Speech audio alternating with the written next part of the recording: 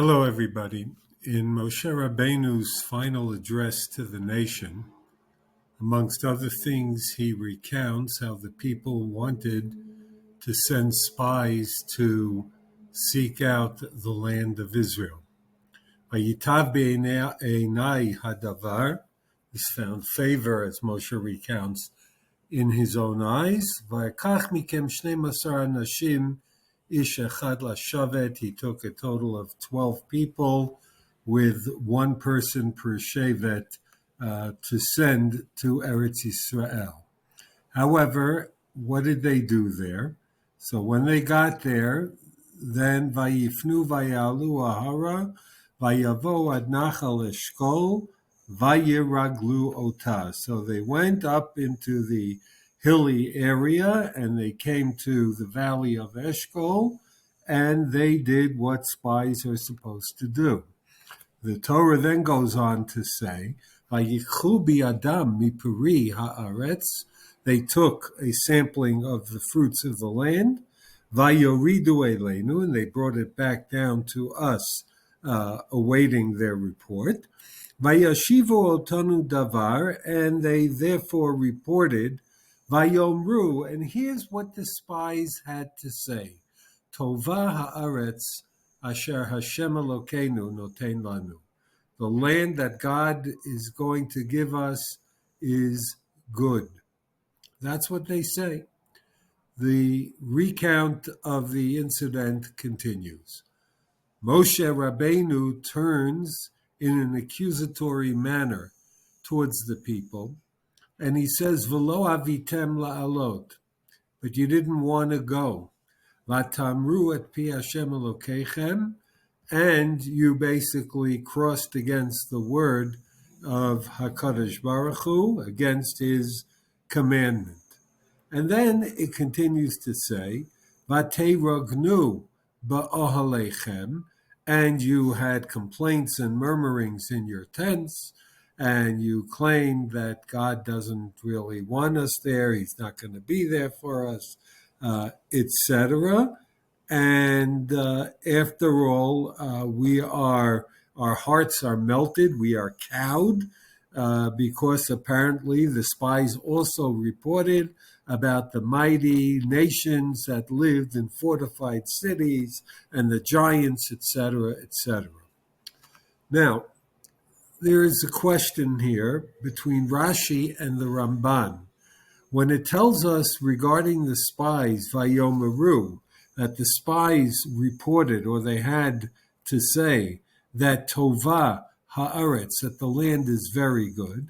So Rashi rhetorically asks, Mihem she'amru tovata, who is it that reported amongst the spies about the goodness of the land?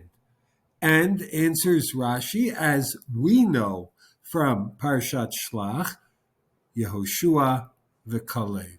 It's Joshua and Kalev. The Ramban says, wait a minute. That in a way doesn't make sense. Because right after this pasuk, we are told that Moshe accuses the people. V'lo avitem la'alot. You had no want to desire Eretz Yisrael. You didn't want to go there. So what complaint would Moshe have according to Rashi's understanding?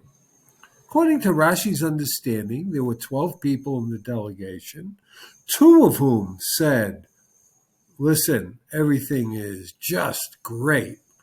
And the other 10 apparently said otherwise. In a 10-2 vote, how do you fault the people for following the opinion of an overwhelming majority? So the Ramban concludes all 12 spies spoke about the goodness of the land. But even according to the Ramban's understanding, when later on the spies report about the might of the inhabitants of Eretz Yisrael and the fortified cities and all of that, how do you fault the people, even according to the Ramban? Yes, the land's great, wonderful produce, but how are we ever going to conquer the land?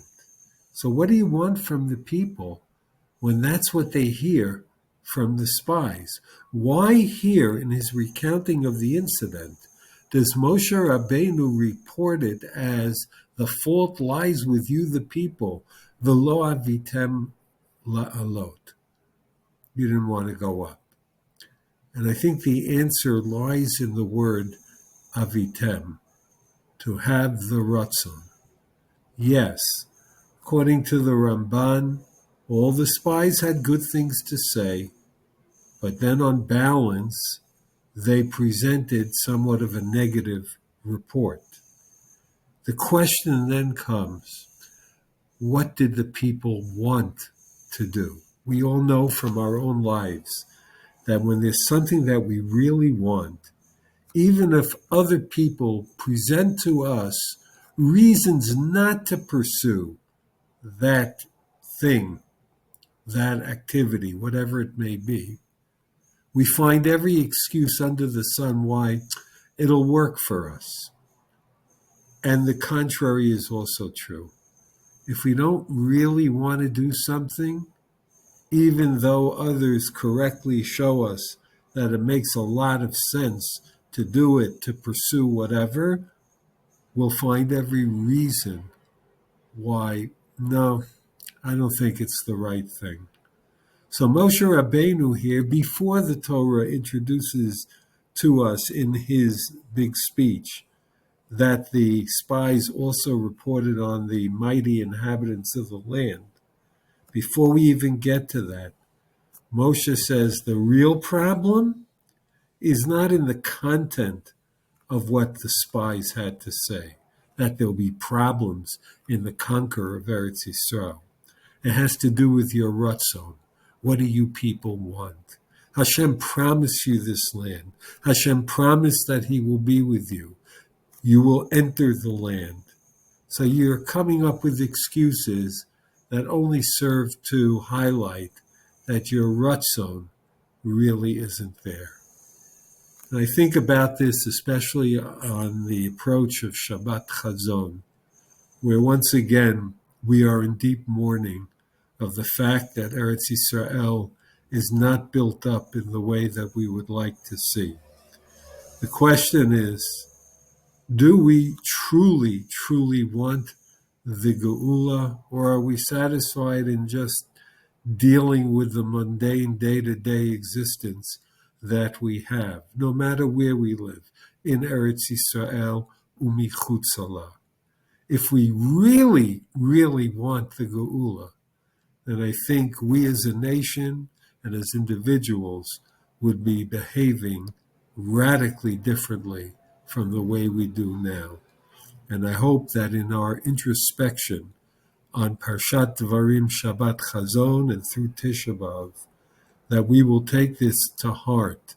And I think that's the beauty of how the keynote of Tisha B'Av were arranged, that it concludes with the keynote, or near the conclusion, come the keynote of Rav Yehuda Halevi and others, the Tzionim, the beauty of Tzion, to entice us, to seduce us, to find that rapture, that love for Eretz Yisrael.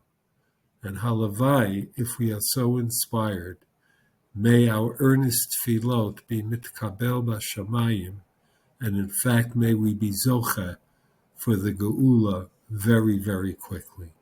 Shabbat Shalom, Bevirchat Nechamat Tzion.